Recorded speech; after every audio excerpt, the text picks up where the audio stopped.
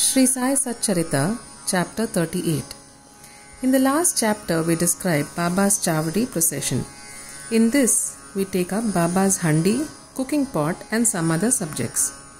O blessed Sadguru Sai, we bow to you, who has given happiness to the whole world, accomplished the welfare of the devotees, and have removed the affliction of those who have resorted to your feet. By being very liberal and also being the protector and savior of the bhaktas who surrender themselves to you, you have incarnated yourself in this world to oblige mankind and do them good. The liquid essence of pure self was poured into the mold of Brahma, and out of this has come out the crest jewel of the saints, Sai. This Sai is Atmaram himself. He is the abode of the perfect divine bliss.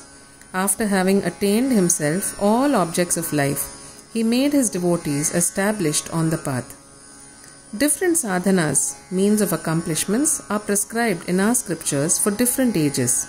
Tapa or penance is recommended for Krita age, Jnana or knowledge for Treta age, Yajna or sacrifice for Dwapara age, and Dan or charity for Kali or the present age. Of all the charities, giving food is the best one. We are much perturbed when we get no food at noon. Other beings feel similarly under such circumstances. After knowing this, he who gives food to the poor and hungry is the best donor or charitable person. The Taittiriya Upanishad says that food is Brahma. From food all the creatures are born, and by food they live, and after having departed into food again they enter. When an Atithi or a guest comes to our door at noon, it is our duty to welcome him by giving him food. Other kinds of charities, that is, giving away wealth, property, and clothes, etc., require some discrimination, but in the matter of food, no such consideration is necessary. If anybody comes to our door at noon, he should be served forthwith, and if lame, crippled, blind, and deceased persons come, they should be fed first, and the able-bodied persons and our relations afterwards. The merit of feeding the former is much greater than that of feeding the latter. Other kinds of charities are imperfect without this annadan or donation of food. Just as stars without the moon, necklace without its pendant, crown without its pinnacle, pond without a lotus, bhajan without devotion, married lady without the kumkum mark, song without a sweet voice, or buttermilk without salt. Just as varan or pulse soup excels all other dishes, annadan is the best of all merits. Now let us see how Baba prepared food and distributed it to others. It has been stated before that Baba required very little food for himself, and whatever little he wanted was obtained by begging from a few houses. But when he decided to distribute food to all, he made all preparations himself. He depended on nobody and troubled none in this matter. First, he went to the bazaar and bought all the things, corn, flour, spices, etc., paying cash. He also did the grinding. In the open courtyard of the masjid, he arranged a big hearth, and after lighting a fire, he kept a handi over it with a proper measure of water. There were two kinds of handis, one small and the other big. The former provided food for 50 persons, the latter for 100. Sometimes he cooked meethe chawal or sweet rice, and at other times biryani with meat. At times, in the boiling varan or soup, he let in small balls of thick or flat bread of wheat flour.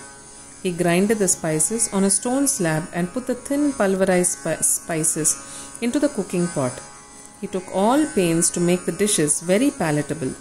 He prepared ambil by boiling jwari flour in water and later mixing it to buttermilk, and then boiled both them together. With the food, he distributed this ambil to all alike. To see whether the food was properly cooked or not, Baba rolled up the sleeve of his kafni and put his bare arm in the boiling cauldron without fear and churned or moved the whole mass from side to side and up and down.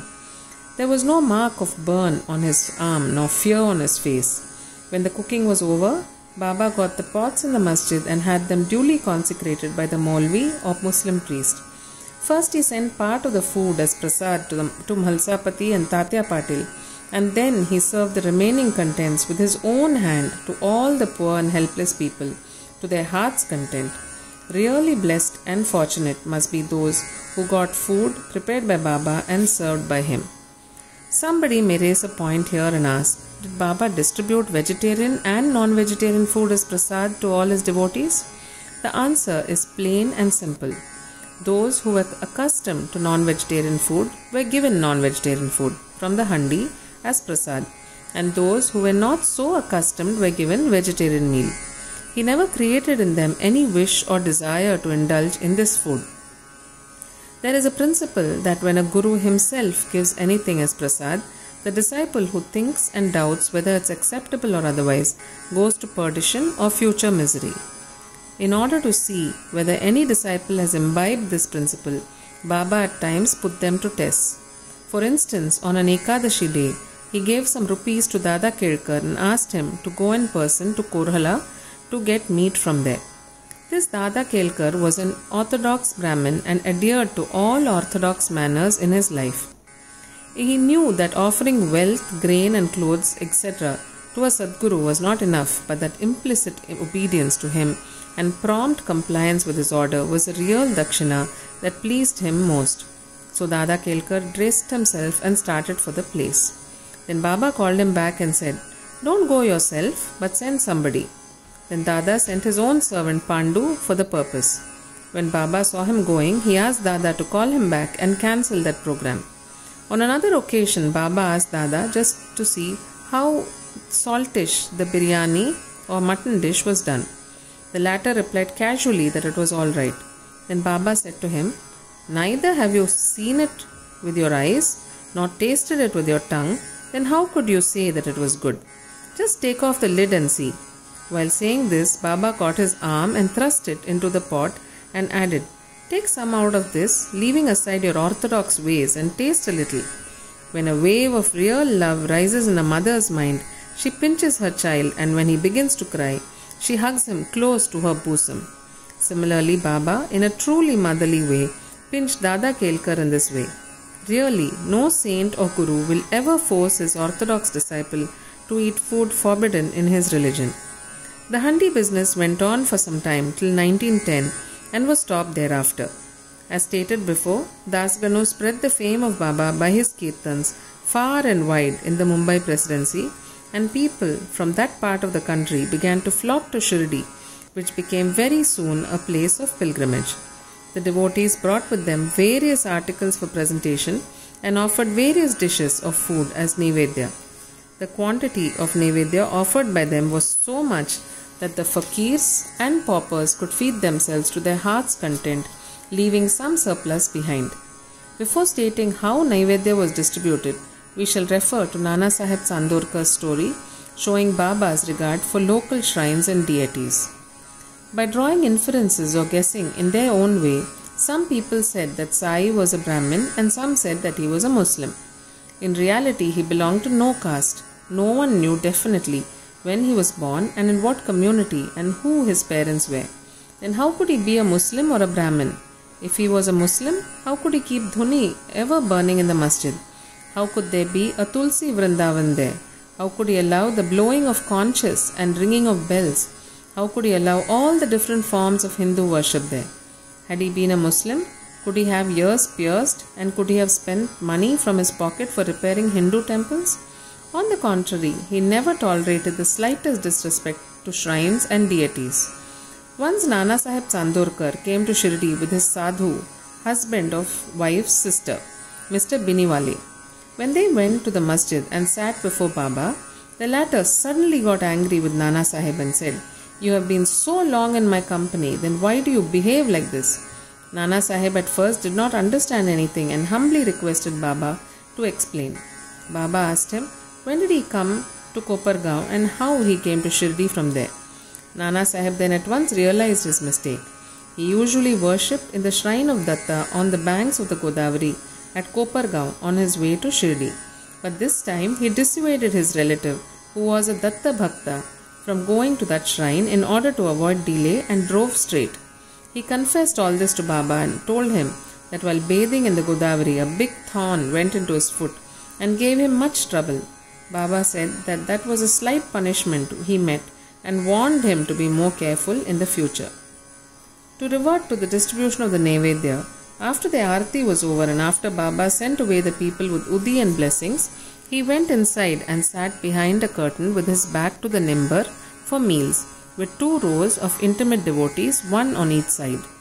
The Bhaktas brought Naivedya containing a variety of food such as puris, mande, polis, basundi, sanza, fine rice, etc.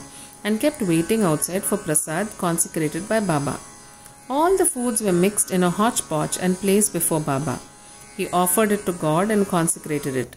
Then portions of the same were given to persons waiting outside and the rest was served to the group of devotees inside, with Baba at the center. The Bhaktas kept sitting in 2 rows, then dined to their heart's content.